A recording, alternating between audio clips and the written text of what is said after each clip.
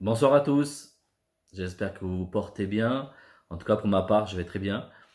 Merci encore à Manu pour l'opportunité qu'il me donne ce soir de pouvoir apporter la parole. Merci aussi à toute l'équipe technique qui, à travers ces vidéos, vont bénir encore beaucoup de personnes.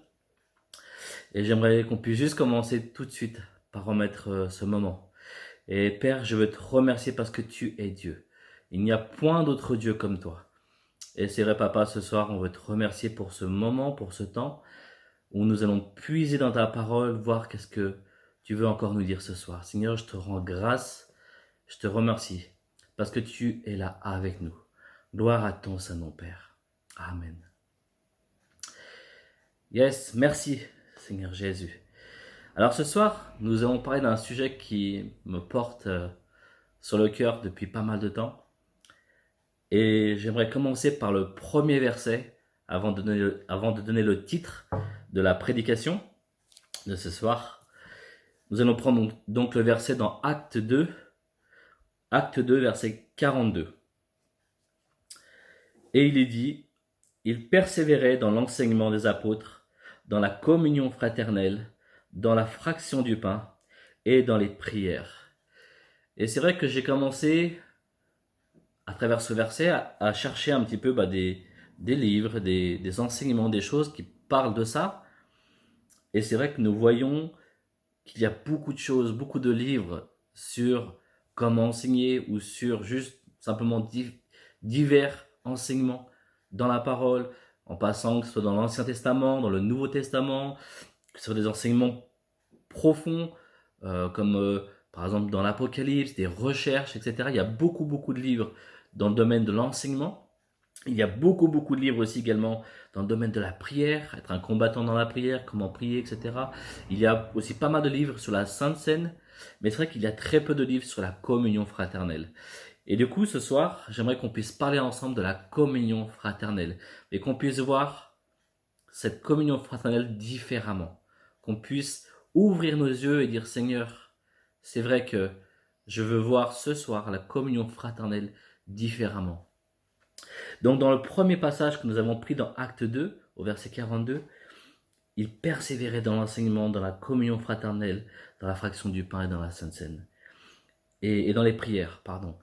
Et, euh, et ces quatre aspects sont quatre aspects, je dirais, les quatre aspects fondamentaux de l'Église et même du chrétien pour pouvoir grandir.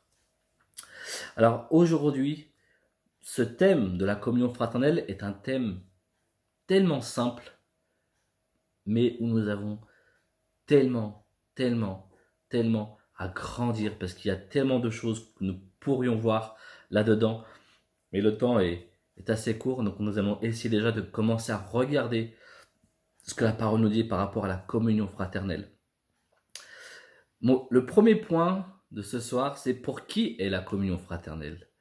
Alors vous allez me dire, mais Fabien, quelle question simpliste. La communion fraternelle est pour tout le monde. Oui, c'est vrai. La communion fraternelle est pour tout le monde. Mais la communion fraternelle n'est pas du ressort uniquement du pasteur. Elle n'est pas uniquement pour les responsables de l'Église ou certains responsables de l'Église. La communion fraternelle, c'est tout le monde qui doit être actif. Toi le premier, moi, chacun individuellement, nous devons être actifs dans la communion fraternelle. Parfois, on attend l'appel du pasteur pour savoir comment nous allons. Parfois, nous attendons que on nous appelle. Mais Jésus, il a dit à ses disciples, toi, viens et suis-moi. Et ce soir, j'aimerais vraiment vous encourager dans la communion fraternelle. Toi, viens et suis-moi. Que tu puisses suivre ce Jésus. Que tu puisses être toi actif dans la communion fraternelle. C'est lorsque dans une église, dans une assemblée, lorsque tout le monde, lorsque chaque individu se met en marche, ça apporte un esprit, une mentalité différente.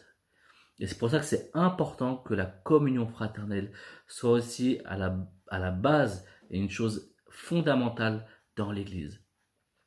Et si peut-être tu n'es pas forcément d'accord avec toutes ces choses, alors je vais prendre plusieurs passages.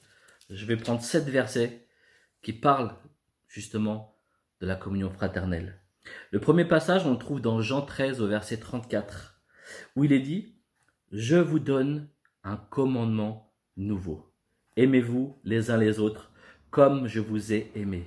Vous aussi, aimez-vous les uns les autres. » Mon ami, Jésus t'appelle à aimer ton prochain. Jésus t'appelle à que nous puissions ensemble nous aimer. Et oui, parfois c'est difficile parce que celui qui est à côté, il a un caractère peut-être difficile, etc. Mais Jésus t'appelle à aimer ton prochain. Aimez-vous les uns les autres. Le verset d'après que nous allons prendre ensemble, il est dans Jean 17, au verset 22 et 23. Je leur ai donné la gloire que tu m'as donnée, afin qu'ils soient un comme nous sommes un. Moi en eux et toi en moi, afin qu'ils soient parfaitement un et que le monde connaisse que tu m'as envoyé et que tu les as aimés comme tu m'as aimé. Jésus, dans le jardin de Gethsémani, sa dernière prière qui était tellement importante, il a dit qu'ils soient un. Nous devons être unis. Et cette unité, elle passe par la relation entre nous, la relation fraternelle, la relation des uns avec les autres, que nous puissions justement travailler les uns avec les autres, qu'on puisse être unis. Et ça, c'est une chose tellement importante. C'est pour ça que je voudrais vraiment ce soir vous encourager. C'est vrai, à qu'on puisse apprendre, qu'on puisse demander au Seigneur à s'aimer les uns les autres, mais qu'on puisse aussi apprendre à être unis ensemble. On n'est pas forcément toujours d'accord, et il n'y a pas de problème avec ça, mais qu'on puisse apprendre aussi à se soumettre les uns aux autres, qu'on puisse aimer la personne telle qu'elle est, et qu'on puisse avancer avec les personnes. Le prochain verset encore que nous allons prendre pour insister un peu plus sur cette communion fraternelle, c'est Romains 12 au verset 10. Romains 12 au verset 10. Et là nous trouvons dans ce passage « Par amour fraternel, soyez pleins d'affection, les uns pour les autres, par honneur usez de prévenance réciproque. » Usez de prévenance réciproque. Et la parole nous dit « Soyez pleins d'affection », qu'on puisse demander au Seigneur, donne-moi de l'affection pour mon frère, pour ma sœur qui est à côté. Donne-moi de l'affection pour l'orphelin. Donne-moi de l'affection pour les personnes qui sont seules, pour la veuve, pour le célibataire, pour les couples, même qui ont beaucoup d'enfants, ou même les couples qui ont peu d'enfants, peu importe, mais que nous puissions avoir de l'affection les uns pour les autres. Je continue encore. Galates 6, au verset 2. Galates 6 au verset 2. Portez les fardeaux les uns des autres et vous accomplirez ainsi la loi de Christ. Portez le fardeau les uns les autres et vous accomplirez la loi de Christ. Portez le fardeau des autres. Parfois on a déjà du mal à porter notre propre fardeau, alors porter celui d'autrui. Pourtant le Seigneur nous encourage à porter le fardeau de notre frère, de notre sœur en Christ. Je continue encore.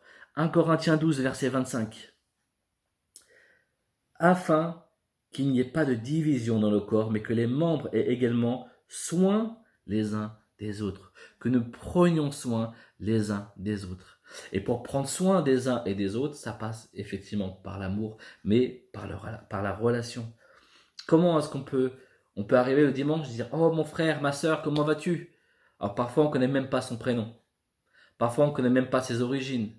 Parfois, on ne connaît même pas son métier. On ne sait même pas qui est cette personne finalement. Et on arrive en disant « Comment vas-tu mon frère? Comment vas-tu ma sœur ?» Un frère et une sœur, moi je connais le nom de mon frère. Je connais sa date de naissance. Je sais quel âge il a. Je sais quel métier il fait. Je connais son caractère. Je ne connais pas tous ses problèmes, mais je sais qui il est. Et je vous encourage encore, aimons-nous les uns les autres, invitons-nous les uns les autres, ayons une communion fraternelle, ayons une relation ensemble, apprenons-nous à nous connaître. Et très souvent, j'ai remarqué que lorsqu'on rencontre une personne pour la première fois, on a parfois des a priori, on n'aime pas trop cette personne, et très souvent, cette personne devient un ami ou notre meilleur ami ou une personne qu'on va apprécier, parce qu'on a appris à le connaître. Invitez-vous. Aimez-vous les uns les autres, supportez-vous les uns les autres. Je continue encore. J'appuie vraiment sur sur ce que tu dois faire, sur ce que la parole dit que nous devons chacun faire individuellement. Que nous puissions prendre du temps et dire, Seigneur, donne-moi cette volonté, donne-moi, Seigneur, cet amour pour l'autre. Éphésiens 4, au verset 32.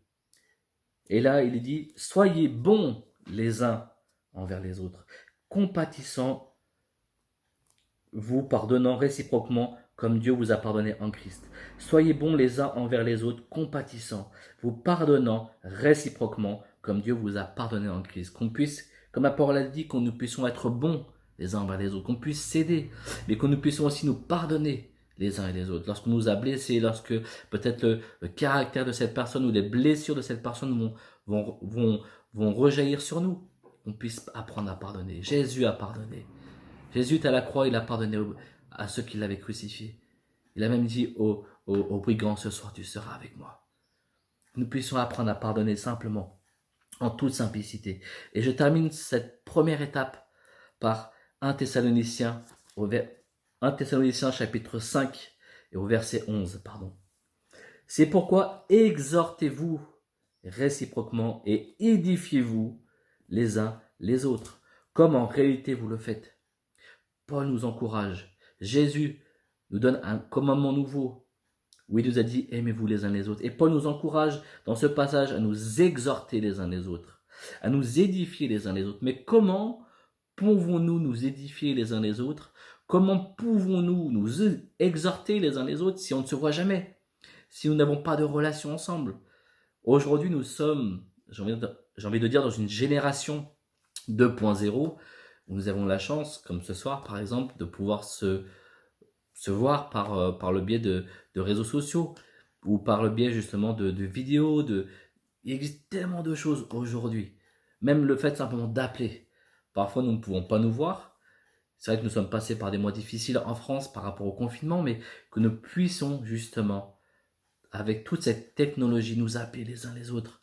Et puis ensuite nous inviter aussi, se revoir, se voir, créer des relations avec les nouvelles personnes qui sont dans l'église. Que nous puissions justement nous exhorter, nous édifier les uns les autres. La communion fraternelle n'est pas uniquement du ressort du pasteur ou du responsable de l'église. C'est ta mission. Le Seigneur t'appelle à créer des relations dans l'église. Le Seigneur t'appelle justement à prendre soin de la veuve, de l'orphelin, des nouvelles personnes qui arrivent dans l'église, à inviter les personnes qui sont nouvelles dans l'église et justement à les accueillir. Nous avons besoin. Et pendant que je parle, je repense au passage justement où lorsque Paul s'est converti, tout le monde avait peur de lui, tous les disciples avaient peur de lui, et Barnabas a pris Paul avec lui. Dans l'église, nous avons besoin aussi de personnes comme Barnabas, des personnes qui vont encourager, des personnes qui vont pas avoir peur des nouvelles personnes qui vont arriver ou des nouveaux convertis. Nous puissions apprendre à accueillir aussi. Aimez-vous les uns les autres. Waouh, déjà tellement de passages. L'église n'est pas un club. C'est pas un club de pêche, c'est pas un club de foot.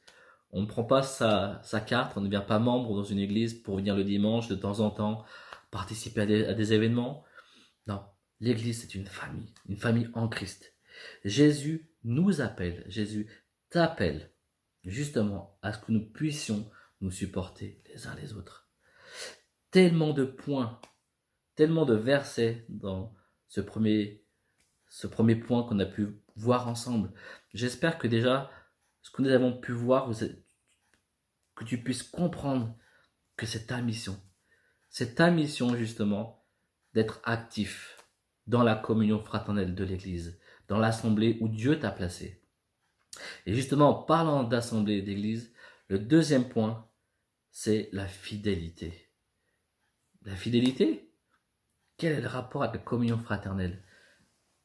Nous allons prendre le passage dans Hébreux 10, au verset 24 et 25. Hébreux 10, 24 et 25. Veillons, la Bible nous dit, veillons les uns sur les autres, pour nous exciter à l'amour et aux bonnes œuvres. N'abandonnons pas notre assemblée, comme c'est la coutume de quelques-uns, mais exhortons-nous réciproquement, et cela d'autant plus que vous voyez s'approcher le jour. verset 24, il dit « Veillons les uns sur les autres ». Parfois, on n'aime pas trop qu'on vienne nous poser des questions. Comment tu vas en ce moment? Où en est ta foi avec Dieu? Où en est ta relation avec Jésus en ce moment? On n'aime pas trop qu'on nous pose des questions, mais la parole nous dit de veiller les uns sur les autres. Alors apprenons à veiller, pas à chercher justement à surveiller la personne, mais veillons à ce que chacun, nous puissions justement grandir. Donc vous voyez, on a pris quelques points, on n'est pas encore rentré en profondeur, et déjà, la parole nous appelle à nous aimer, à veiller les uns sur les autres. Nous devons grandir, nous devons rentrer dans une nouvelle dimension de la communion fraternelle. C'est tellement important. Et vous verrez un peu plus loin au troisième point, où il est parlé de la bénédiction justement de cette communion fraternelle. N'abandonnons pas notre assemblée, comme c'est la coutume de quelques-uns. Je sais que peut-être ce soir tu regardes peut-être cette vidéo, tu n'as peut-être pas d'église, mais je t'encourage, mon ami, à avoir une église, à avoir une assemblée où tu peux te réunir. Et un jour, je parlais avec une personne qui me disait, mais on cherche une église, mais on n'arrive pas à trouver d'église. Parce que celle-là a tel problème, celle-là, elle est comme ci, celle-là, elle est comme ça. Mais mon ami, j'ai juste ce soir une très mauvaise nouvelle pour toi. Il n'y a aucune église de parfaite. Parce que l'église est faite d'hommes et de femmes imparfaits. L'église est dirigée par des hommes et des femmes imparfaites. Seul Dieu, seul Jésus est parfaite. Et même si demain tu trouves une église parfaite, elle sera imparfaite à cause de toi, parce que tu es imparfait. C'est pour ça que je voudrais vraiment vous encourager la fidélité. Et dans Acte 2, on a vu, ils se rassemblaient tous les jours. Alors oui, il y a des réunions, parfois dans notre travail, notre famille, ça peut être difficile, mais qu'on puisse être fidèle aux réunions aussi, le dimanche, les mardis soirs, peut-être dans d'autres églises, dans certaines églises, il y a peut-être des réunions le vendredi ou le samedi, peu importe. Je ne vous dis pas qu'il faut être réunioniste, il ne faut pas aller à toutes les réunions pour aller aux réunions, mais il faut avoir cet amour de dire je vais, Seigneur, à la réunion pour te louer, mais je vais aussi à la réunion pour être en communion avec mes frères et sœurs.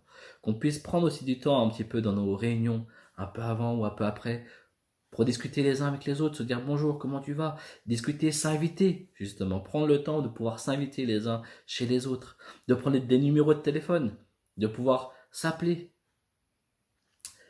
Parfois, on voit justement qu'il n'y a pas de relation dans l'église. Alors, on peut avoir un œil tout de suite un petit peu avisé et dire ah, mais dans cette église, il n'y a pas de relation. Dans cette église, il n'y a rien qui est fait pour les jeunes. Dans cette église, il n'y a pas d'amour. Dans cette église, ça ne bouge pas. Cette église, elle est morte. Cette église, on a plein d'excuses pour ne pas aller dans telle ou telle église ou juger sa propre église. Mais mon ami, ce soir, j'ai envie de te dire, si tu vois ces choses-là, c'est peut-être parce que le Seigneur, il veut que toi, tu sois actif. Parfois, on dit dans cette église, il n'y a pas d'évangélisation. Alors, on sort faire de l'évangélisation ailleurs.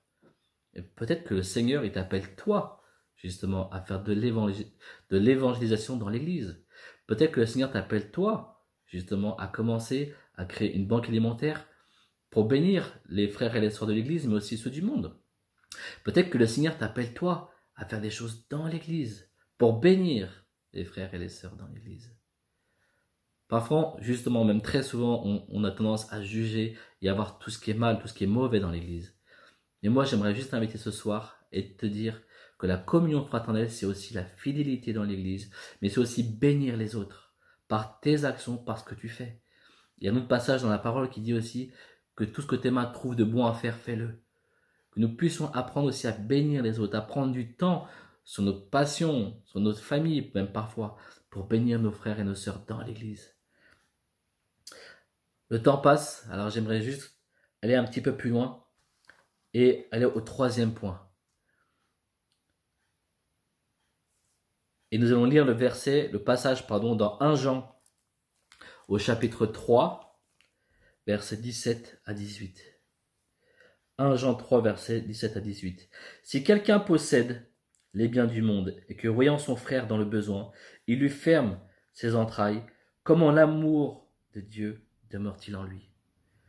Petits enfants, n'aimons pas en parole et avec la langue, mais en action et en vérité. N'aimons pas en parole, mais en action et en vérité. Vous savez, très souvent, J'ai pu voir des personnes dans l'église. Ah, mon frère, comment vas-tu? Et je disais à cette personne, mais sais-tu ne serait-ce que mon prénom? Non, mais tu es quand même mon frère, je t'aime. Super. Merci Seigneur. Mais aimons, non pas en parole. La Bible, justement, ce passage dans Jean nous dit, n'aimons pas en parole et avec la langue, mais en action et en vérité. Les actes parlent plus que les paroles. Alors mon ami, c'est vrai que c'est bien de bénir, et il faut des personnes qui bénissent en parole, mais sois actif, toi sois actif en action, sois actif en vérité. C'est pour ça que j'aimerais vous encourager ce soir à mettre en place des idées, à mettre en place des choses dans votre vie, que vous puissiez vous lever et marcher, et dire maintenant moi aussi j'ai envie d'être actif dans la communion fraternelle. Une des idées que je vous propose ce soir, par exemple, c'est d'acheter un agenda ou maintenant avec le téléphone portable, vous avez des agendas sur les smartphones, et bien simplement de dire allez, je m'engage maintenant, par exemple, tous les vendredis ou tous les samedis ou tous les dimanches, à appeler une personne dans l'église. Une personne que je ne connais pas très bien ou une personne qui est dans le besoin, une personne peut-être qui est malade ou qui vient de se faire opérer. Et à vous engager à noter sur votre planning et à appeler une personne, par exemple, une fois par semaine. Simplement, à vous engager à dire, tiens, j'ai mon ami avec qui j'ai souvent des relations. Mais tiens, je vais m'engager par exemple, si c'est un ami fidèle que vous connaissez, mais vous vous appelez pas très souvent, eh ben, je vais m'engager maintenant tous les 15 jours. Je vais prendre du temps et essayer de l'appeler. Encore d'autres idées dans votre planning. Eh ben, réservez-vous par exemple une fois par mois ou 2 fois par mois à inviter des personnes chez vous. Inviter des nouvelles personnes, des personnes célibataires, des personnes qui sont peut-être même veuves. Inviter des, euh, des jeunes couples, inviter des personnes même qui ont beaucoup d'enfants, qui sont rarement invités. Invitez des gens chez vous. Apprenez à connaître vos frères et vos sœurs dans l'église. Créez de la communion fraternelle. Rendez même des services. Si vous savez que telle ou telle personne, par exemple, a un grand terrain, une femme seule, ou des personnes qui peut-être n'ont pas le temps, rendez-leur des services. Peut-être aller tourner la pelouse, aller couper. Tiens, frère, je sais que tu as une grande haie chez toi. Est-ce que tu veux que je vienne t'aider à couper les arbres, à ramasser les feuilles par terre? Son plombier, les chrétiens, qu'on puisse rendre des services aussi dans l'église. Qu'on puisse même éventuellement apporter aux personnes qui sont dans le besoin un panier de légumes, un panier de, par exemple, simplement d'aliments, de pâtes, de riz, etc. Qu'on puisse, selon nos talents, selon nos dons, selon aussi ce que Dieu nous a donné, qu'on puisse apprendre à bénir les autres. Et vous verrez que si tu commences à faire ces choses-là, les gens vont s'intéresser à toi. Ils vont dire, mais cette personne, je ne la connais pas, mais elle prend soin de moi. Je veux aussi prendre soin d'elle. Je veux la connaître. Je veux savoir qui il est, qui elle est. Alors je t'invite, comme Jésus l'a dit, toi, viens et suis-moi. Que nous puissions commencer à être actifs. Et le prochain, et le quatrième point, ou je dirais même peut-être même ma conclusion dans tout ça, c'est simplement revenir sur Acte 2.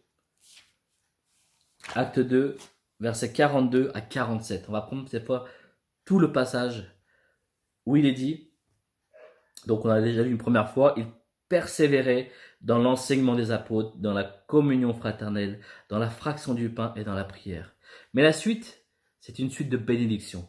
Parce qu'il est dit, la crainte s'emparait de chacun, et il se faisait beaucoup de prodiges et de miracles parmi les apôtres. Tous ceux qui croyaient étaient dans le même lieu, et ils avaient tout en commun. Ils vendaient leurs propriétés et leurs biens, et ils en partageaient le produit entre tous, selon le besoin de chacun. Ils étaient chaque jour tous ensemble, assidus au temple. Ils rompaient le pain dans les maisons et prenaient leur nourriture avec joie et simplicité de cœur, louant Dieu et trouvant grâce auprès de tout le peuple. Et le Seigneur ajoutait chaque jour à l'Église ceux qui étaient sauvés.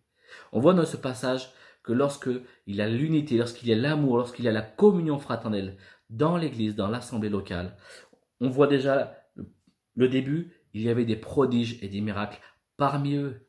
Et à la fin, il est dit que chaque jour, Dieu rajoutait à l'Église ceux qui étaient sauvés.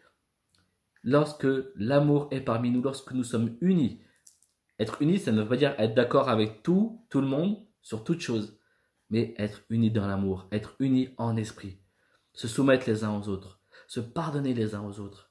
Le Seigneur, la bénédiction du Seigneur dans cette communion fraternelle, c'est les prodiges et les miracles. Mais c'est aussi le Seigneur rajoute à l'Église chaque jour ceux qui étaient sauvés.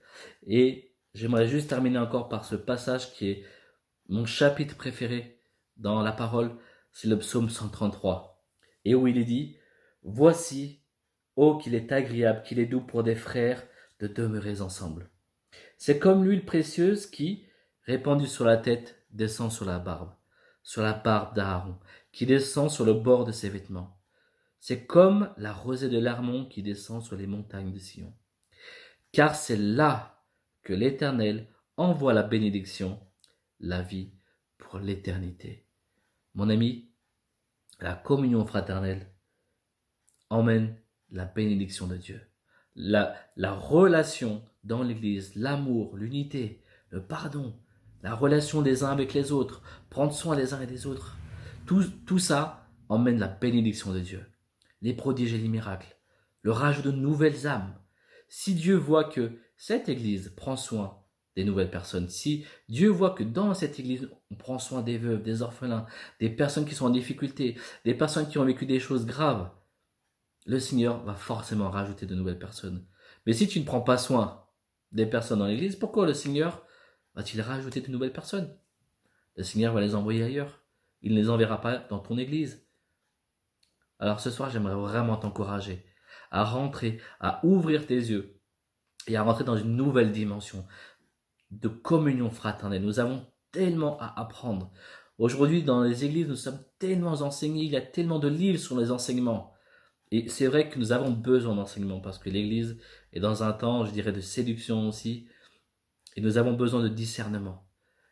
Mais ce qui va tenir ferme l'église, les fondamentaux, c'est l'enseignement, c'est vrai, mais c'est aussi la communion fraternelle, les uns avec les autres. Invitons-nous, appelons-nous entre nous. Prenons soin des malades, prenons soin des personnes vulnérables, des personnes âgées.